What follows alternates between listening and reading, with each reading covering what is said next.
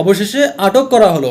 গতকাল রাতে 15 সেকেন্ডে 13 বার হাতুড়ির আঘাতে সেই তেলের পাম্পের ম্যানেজারের প্রাণ কেড়ে নেওয়া কুলাঙ্গার রতনকে। দর্শক, তার নামের সাথে যদি কুলাঙ্গার কিংবা এ ধরনের কোনো শব্দ যোগ না করি তাহলে নিজেকেই অপরাধী মনে হচ্ছে।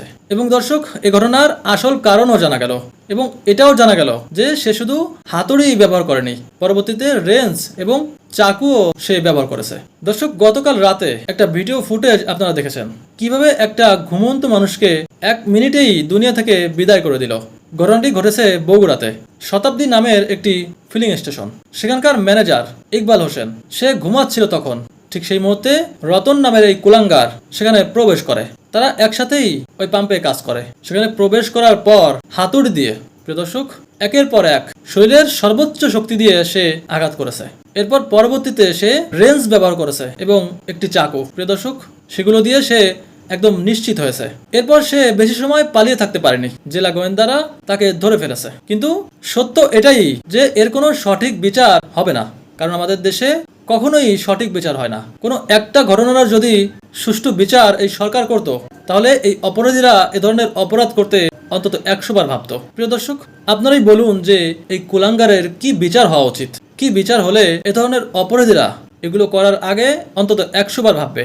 দেখেন, অপরাধ এত স্পষ্ট, অপরাধী এতটাই প্রমাণিত, এরপরেও নাকি এই বিচার প্রক্রিয়া শেষ হতে কয়েক মাস কয়েক বছর লেগে যাবে। এবং এখন হয়তো 2-4 দিন এটা নিয়ে নিউজ হবে, তাকে আদালতে নেওয়া আনা করবে, এরপরেই এটার কোনো খোঁজ থাকবে না। আপনাদের মনে আছে কি আসিয়ার কথা?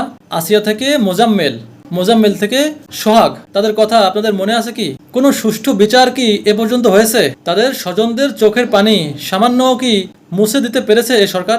ছোট্ট বোন আসিয়া তার বোনের বাড়িতে বেড়াতে গিয়েছিল। এরপর তার বোন জামাইয়ের সহযোগিতায় যা হয়েছে সে ঘটনা আপনারা সবাই জানেন, সবাই দেখেছেন। এরপর দর্শক, মোজাম্মেলের কথা কি মনে আছে? তাকে ভাত খাওয়ানোর কথা বলে তাকে খাইয়েছিল, কিন্তু এরপর তাকে কিভাবে ফ্লোরের উপর ফেলে দিয়ে তার হাতের আঙ্গুলে শক্ত লাঠি রেখে কিভাবে পা দিয়ে, প্রিয় দর্শক, সে দৃশ্য দেখা যায় না, এখনো মনে পড়লে থমকে যাই।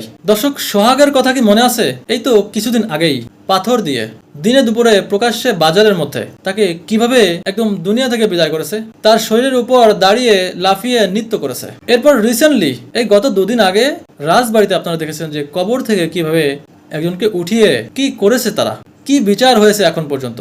এই যে স্বজনদের কান্না, পরিবারের একজন মানুষ এইভাবে দুনিয়া থেকে হারিয়ে গেলে এই যে কষ্টটা, এটা কি তারা কখনো ভুলতে পারবে?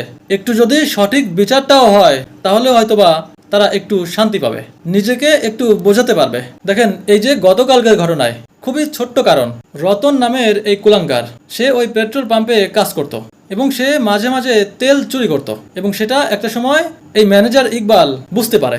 এরপর তাকে বকাঝকা করে এবং মালিকের কাছে জানিয়ে দেয়। এটাই হলো কারণ, অন্য আর কোনো কারণ নেই। সে এতটাই উন্মাদ হয়ে গিয়েছিল যে সেখানে সিসি ক্যামেরা লাগানো ছিল সেটাও সে ভুলে গিয়েছে। তো দর্শক, কি বিচার হলে সঠিক হবে, উপযুক্ত হবে এবং সারা দেশের অপরাধীরা শিক্ষা পাবে, আপনারা সেটা বলুন। এবং সবশেষে এটাই বলি যে আগামীতে কখনোই এ ধরনের ঘটনার সম্মুখীন আমরা হতে চাই না, এটাই আমাদের প্রত্যাশা, এটাই সরকারের কাছে আমাদের চাওয়া। তো দর্শক, এখন এ পর্যন্ত, সবাই ভালো থাকবেন, সুস্থ থাকবেন, বাই বাই।